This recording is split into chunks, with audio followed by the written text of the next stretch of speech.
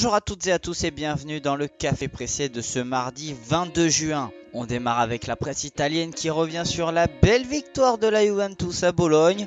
La Gazzetta dello Sport n'hésite pas à mettre en lumière le duo d'attaque bianconero appelé sous le nom de Di Baldo. Après un penalty obtenu et transformé par Cristiano Ronaldo quelques minutes plus tard, Paolo Dybala a marqué un petit chef-d'œuvre. Après une désillusion en Coupe d'Italie, les bianconeri évitent une vraie crise avec leur duo. Il n'est d'ailleurs pas étranger de voir Paolo Dybala obtenir la meilleure note de la rencontre avec un 7,5 sur 10. Il y avait aussi l'AC Milan qui retrouvait goût au championnat Lecce et le moins que l'on puisse dire c'est que les rossoneri ont redémarré la Serie A pied au plancher avec une victoire 4-1. Avec notamment un Çalhanoğlu étincelant, l'équipe de Théo Hernandez s'est fait peur suite à l'égalisation du promu, mais ensuite dans la foulée se ressaisir et profiter des largesses des Lupi pour s'offrir un succès qui permet aux Lombards de se rapprocher de l'Europe.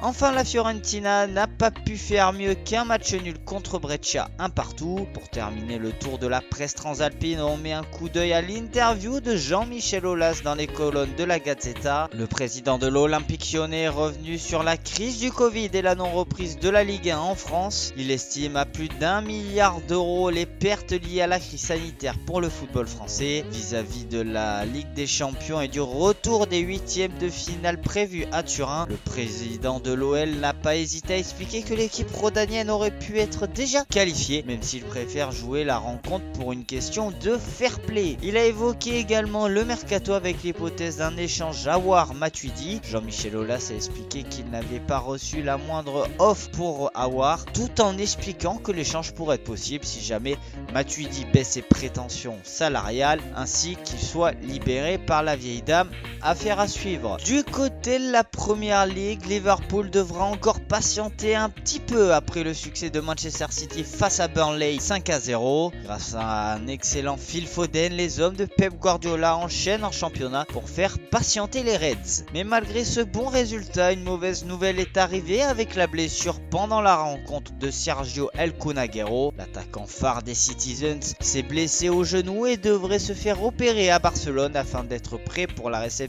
du Real Madrid en huitième de finale retour prévu début août. On file en Espagne où le duel pour la première place entre le Real Madrid et le FC Barcelone n'en finit plus d'animer les différents médias espagnols, notamment le quotidien Sport qui explique que les joueurs du Barça ont été particulièrement indignés par la manière dont les Madrilènes se sont imposés et ont repris la tête. Face à l'Athletic Bilbao, les hommes de Quique Sétienne entendent reprendre le trône. Ce dernier devrait faire confiance au trident que toute la planète attend ou presque, avec Lionel Messi, Luis Suarez et Antoine Griezmann. A noter qu'Arthur devrait remplacer Frenkie de Jong qui est sorti blessé après la rencontre contre le FC Séville. Enfin, sur le mercato, le dossier d'échange Arthur Pjanic est toujours sur le feu. Dans les colonnes du Mundo Deportivo, on apprend que la vieille dame insiste encore et toujours pour récupérer le milieu relayeur brésilien. Selon les informations du journal espagnol, les dirigeants bianconeri lui offriraient un salaire de 7 millions d'euros net par saison sur une durée de 5 ans, soit le triple de ce qu'il perçoit actuellement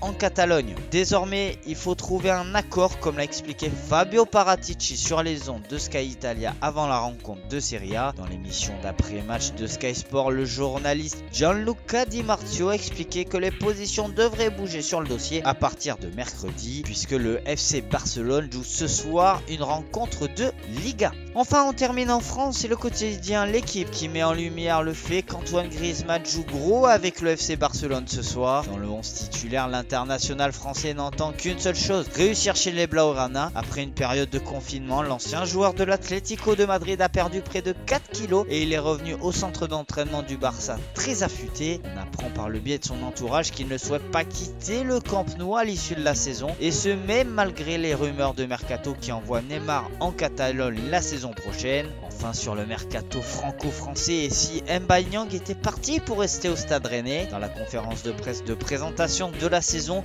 le président du club breton Nicolas Olvec a expliqué ne pas avoir reçu la moindre offre pour son attaquant et surtout de la part de l'Olympique de Marseille, club que souhaite rejoindre l'international sénégalais. Outre ce dossier, les Rennais qui ont fini sur le podium veulent se renforcer en défense centrale avec notamment 2 renforts. Voilà, c'est tout pour le café pressé de ce mardi 24 juin. On se retrouve très vite pour un nouveau numéro.